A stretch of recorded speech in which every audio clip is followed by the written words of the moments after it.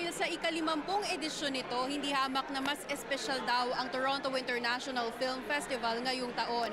At para raw mas palakihin pa ang pagdiriwang, isang pagtitipon para sa pagkampiyon ng mga Pilipinong kabilang sa TIFF 50, ang hatid ng Cine Institute. You know, Filipinos get programmed at TIFF, but they don't have the support that they need to be able to maximize that opportunity.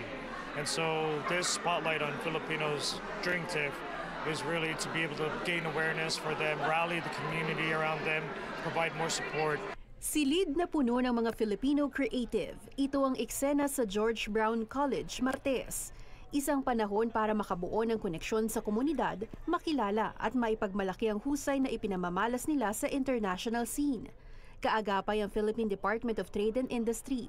Ayon kay Michael Angelo Masangkay ng Cine Institute, handa raw silang suportahan ang mayamang talento ng mga kababayan sa industriya. Oftentimes we've seen this is that filmmakers will come from the Philippines and they land here, and then what are they going to do now?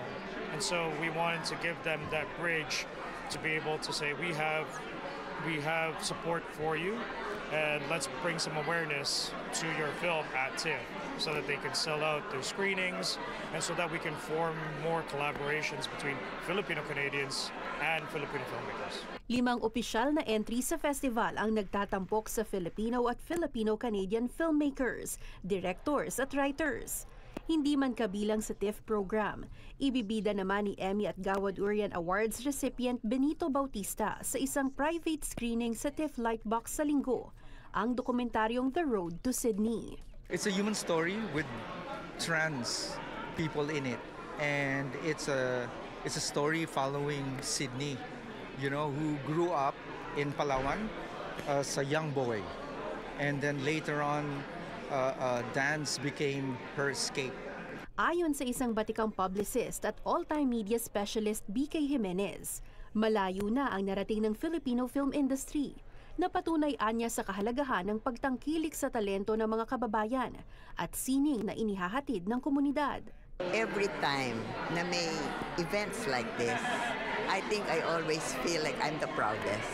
Because every time I see a new face, like a new Pinoy director, a new Pinay actress, or whoever, para bang ang feeling ko, nag-start na naman ako. The same excitement that I felt when I was beginning in showbiz, and you're talking like more than 50 years ago.